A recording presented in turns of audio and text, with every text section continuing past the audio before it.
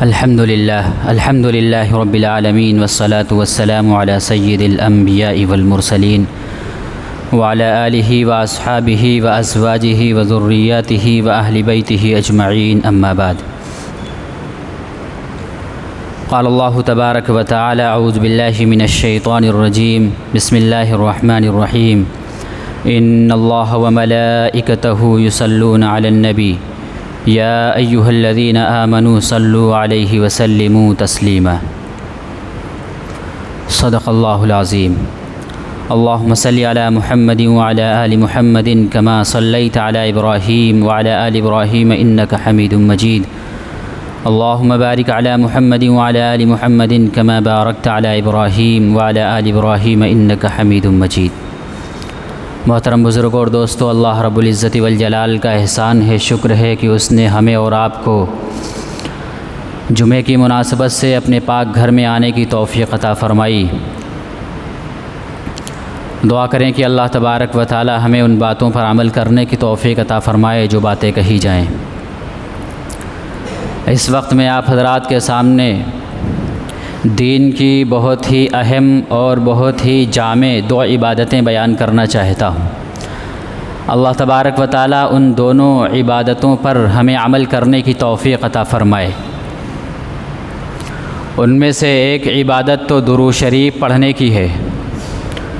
اور دوسری عبادت سرکار مدینہ جناب محمد الرسول اللہ صلی اللہ علیہ وسلم کی سنتوں پر عمل کرنے کی ہے۔ تو ایک عبادت تو درود شریف کی ہوئی، اور دوسری عبادت نبی اکرم صلی اللہ علیہ وسلم کے طریقوں پر چلنے کی ہوئی۔ نبی اکرم صلی اللہ علیہ وسلم کے طریقوں پر چلنے کی اہمیت تو آپ جانتے ہی ہیں کہ ہر چیز میں ہمیں نبی کریم صلی اللہ علیہ وسلم کے طریقے کو اپنانا چاہیے، نبی کریم صلی اللہ علیہ وسلم کی سنتوں پر عمل کرنا چاہیے۔ اسلام کے پانچوں شعبوں کے اندر یہ چیز پائی جاتی ہے، اور مکمل طور پر پائی جاتی ہے کہ ہمارے عقائد بھی اسی وقت درست ہو سکتے ہیں جب وہ سنت کے مطابق ہوں گے، ہماری عبادتیں بھی اسی وقت قابل قبول ہوں گی جب وہ سنت کے مطابق ہوں گی، ہمارے معاملات بھی اسی وقت قبول ہوں گے جب وہ سنت کے مطابق ہوں گے، اور ہماری معاشرت بھی اسی وقت پائے تکمیل کو پہنچے گی جب وہ سنت کے دائرے میں ہوگی، اور ہمارے اخلاق، ہمارے ظاہر و باطن کے جو اعمال ہیں اللہ تبارک و تعالیٰ کے یہاں اسی وقت قابل قبول ہوں گے جب وہ سنت کے مطابق ہوں گے۔ اگر نبی اکرم صلی اللہ علیہ وسلم کی سنت سے ہٹ کر کوئی عمل ہے، نبی اکرم صلی اللہ علیہ وسلم کے طریقے سے ہٹ کر کوئی عمل ہے تو وہ قابل قبول نہیں ہے، چاہے وہ عقیدہ ہو، چاہے وہ عبادت ہو، چاہے وہ معاملات ہوں، چاہے وہ معاشرت ہو، چاہے وہ اخلاق ہوں۔ یہ پانچوں شعبے جو دین کے ہیں، ان کے اندر نبی اکرم صلی اللہ علیہ وسلم کی سنت کو اپنانا ضروری ہے، نبی اکرم صلی اللہ علیہ وسلم کے طریقے کو اپنانا ضروری ہے۔ اگر ہم کوئی کام کر رہے ہوں اور نبی اکرم صلی اللہ علیہ وسلم کا طریقہ اس میں شامل نہیں ہے تو وہ عمل قابل قبول نہیں ہوگا۔ اگر ہم کوئی طریقہ اختیار کر رہے ہیں، دیکھنے میں تو معلوم ہوتا ہے کہ بڑا اچھا طریقہ ہے، بڑا عمدہ طریقہ ہے، اور نبی اکرم صلی اللہ علیہ وسلم کا وہ طریقہ نہیں ہے، صحابہ کی زندگی سے وہ طریقہ ثابت نہیں ہے، تابعین اور تبع تابعین کی زندگی سے وہ طریقہ ثابت نہیں ہے، تو وہ طریقہ قابل قبول نہیں ہوگا، وہ مردود ہے، وہ اللہ کے یہاں قبول نہیں ہوگا۔ مثال کے طور پر بہت واضح مثال یہ ہے کہ کچھ نمازوں کے بعد، مثال کے طور پر زیادہ تر عام طور پر دیکھا جاتا ہے کہ فجر کے بعد اور عصر کے بعد لوگ آپس میں مصافحہ کرتے ہیں مسجد کے اندر۔ جیسے ہی سلام پھیرا جاتا ہے، لوگ دعاؤں سے فارغ ہوتے ہیں، ایک دوسرے سے مصافحہ کرنا شروع کر دیتے ہیں، اس کی شریعت میں کوئی گنجائش نہیں۔ دیکھنے میں تو بہت اچھا عمل ہے، دیکھنے میں بڑا پیارا عمل ہے کہ لوگ آپس میں سلام کر رہے ہیں، مصافحہ کر رہے ہیں، لیکن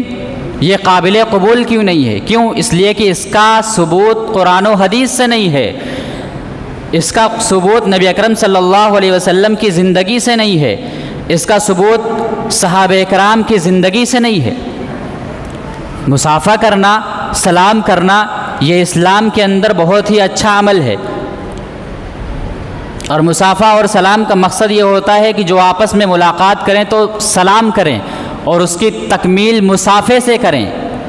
اور جب رخصت ہوں تو سلام کریں اور اس کی تکمیل مصافحے سے کریں۔ لیکن یہاں جو دیکھا جا رہا ہے وہ یہ ہے کہ لوگ آپس میں مصافحہ کرتے ہیں، پھر آپس میں بات کرتے ہوئے جاتے ہیں، تو یہ جدائیگی نہیں پائی گئی۔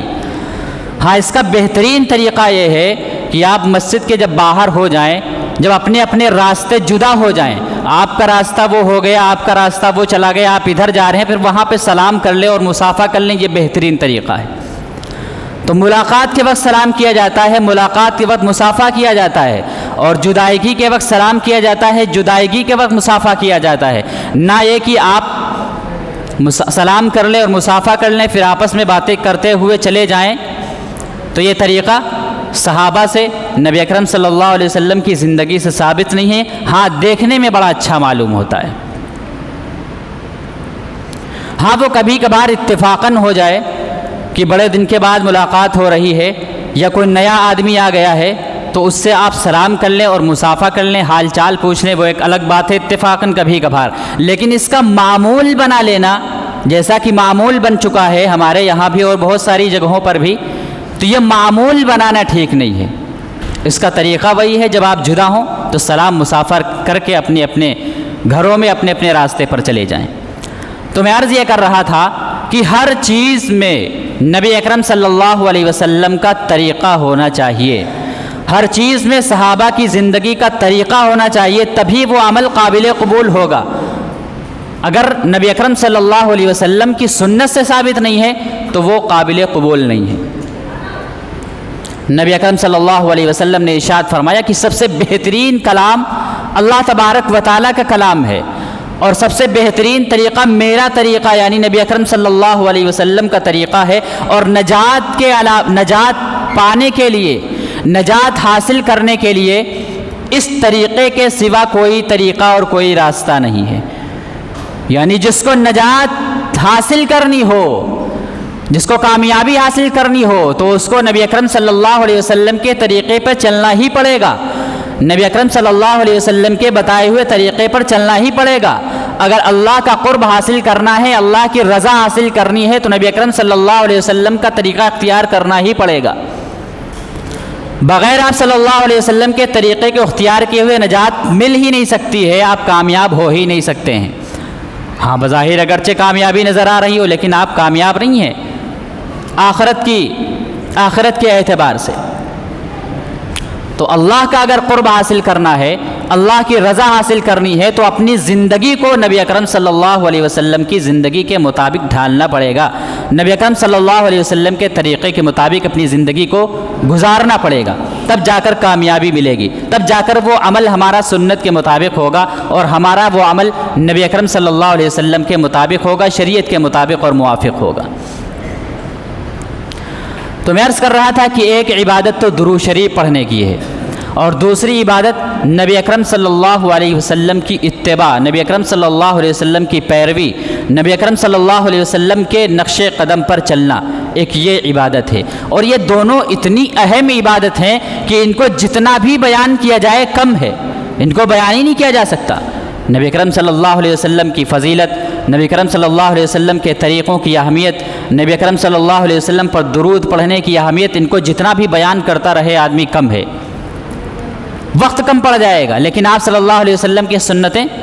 پوری نہیں ہوگی۔ آپ صلی اللہ علیہ وسلم کی زندگی کے احوال اگر بیان کرنے بیٹھے تو وہ پورے نہیں ہوں گے۔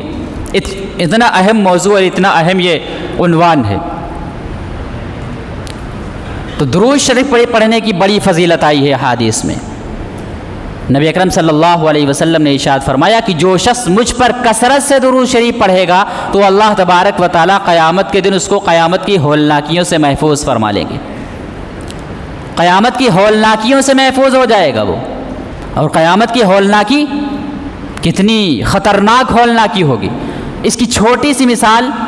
کمتر سی مثال یہ ہے کہ جون جولائی کا مہینہ ہو، قیامت خیز گرمی پڑ رہی ہو، سخت گرم کا موسم ہو، دھوپ ہو، سائے کی کوئی جگہ نہ ہو، اب ایک شخص ایئر کنڈیشن کمرے میں آرام کر رہا ہو اور باقی لوگ دھوپ میں پریشان ہو، مصیبت میں ہو، نہ پانی ہو پینے کے لیے، نہ سائے کے لیے کوئی درخت ہو، تو اب یہ شخص جو ایئر کنڈیشن کمرے میں آرام کر رہا ہے اس کا کیا حال ہوگا؟ اس کی بنسبت جو لوگ دھوپ میں پریشان اور حیران پھر رہے ہیں، بالکل اسی طرح جس شخص کو اللہ تبارک و تعالیٰ نے قیامت کی ہولناکیوں سے بچا لیا تو یہی حال اس کا ہوگا، کتنے آرام میں ہوگا۔ ایک حدیث شریف میں آتا ہے، نبی اکرم صلی اللہ علیہ وسلم نے ارشاد فرمایا کہ جو شخص کثرت سے درود شریف پڑھتا ہے تو اللہ تبارک و تعالیٰ اسے قیامت کے دن عرش کا سایہ عطا فرمائیں گے، جس دن اللہ کے عرش کے سائے کے علاوہ کوئی سایہ نہیں ہوگا، اور جو شخص ایک مرتبہ عرش کے سائے میں پہنچ جائے گا، اسے جگہ مل جائے گی، وہ کامیاب ہو جائے گا۔ تو اگر عرش کا سایہ چاہیے، کامیابی چاہیے، تو نبی اکرم صلی اللہ علیہ وسلم پر کثرت سے درود پڑھا کریں ہم۔ روزانہ کم از کم 100 مرتبہ صبح کو اور 100 مرتبہ شام کو تو ہم پڑھیں ہی۔ اگر زیادہ مصروفیت ہے، کوئی زیادہ مشغول ہے تو اس سے کم بھی پڑھ سکتا ہے، لیکن 100 مرتبہ تو عادت بنانی ہی چاہیے۔ اسی طریقے سے اللہ کے رسول صلی اللہ علیہ وسلم نے جمعے کے دن کی خاص فضیلت بیان فرمائی کہ جمعے کے دن مجھ پر بہت زیادہ درود بھیجا کرو، بہت زیادہ درود شریف پڑھا کرو۔ اب کثرت سے درود شریف پڑھنے کے 3 درجے علماء کرام نے بیان فرمائے ہیں۔ ایک درجہ جو سب سے ادنا درجہ ہے وہ یہ ہے کہ 300 مرتبہ درود شریف پڑھا جائے روزانہ۔ دوسرا درجہ ہے 1000 مرتبہ درود شریف پڑھا جائے، اور تیسرا درجہ ہے کہ 3000 مرتبہ درود شریف پڑھا جائے۔ یہ 3 درجے ہیں، ایک ادنا درجہ، ایک درمیانی درجہ اور ایک اعلیٰ درجہ۔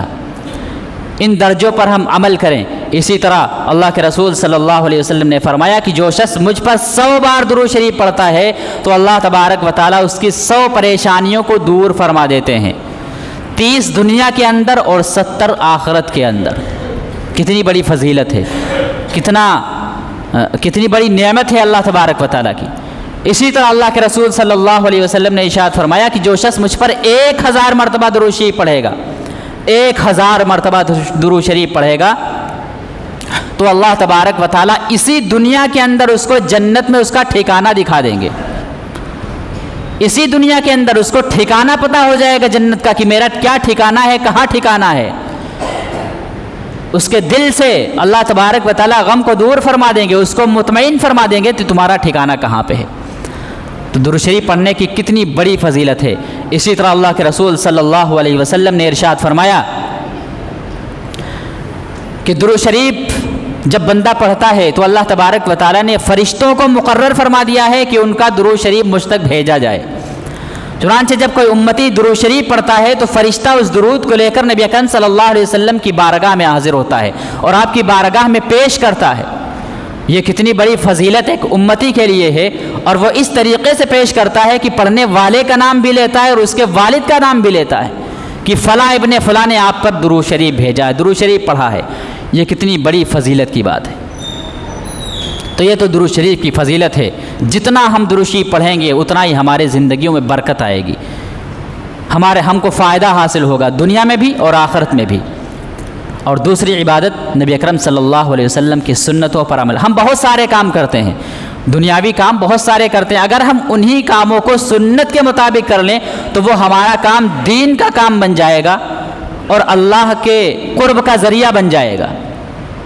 مثال کے طور پر ہم پانی پیتے ہیں، پانی پینا ہماری ضرورت ہے، لیکن اگر اس کو سنت کے مطابق ہم پی لیں تو یہ دین بن جائے گا،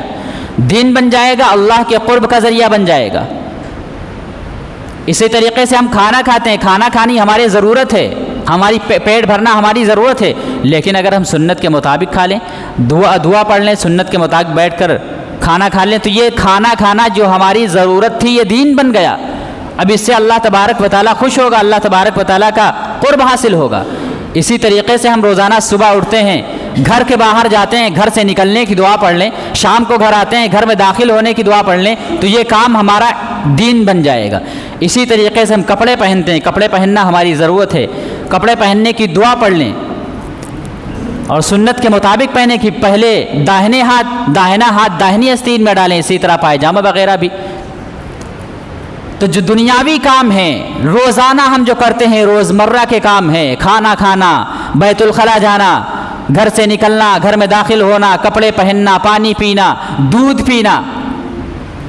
یہ سب دنیاوی کام ہے، ہماری ضرورت کے کام ہیں۔ اگر ہم ان کو سنت کے مطابق کر لیں تو یہ کام ہمارے لیے دین بن جائیں گے، اللہ اور اس کے رسول صلی اللہ علیہ وسلم کی خوشنودی کا ذریعہ بن جائیں گے، اور جب اللہ کی خوشنودی کا اور نبی پاک صلی اللہ علیہ وسلم کی خوشنودی کا ذریعہ بن جائیں گے تو ہمارے لیے کامیابی مقدر بن جائے گی۔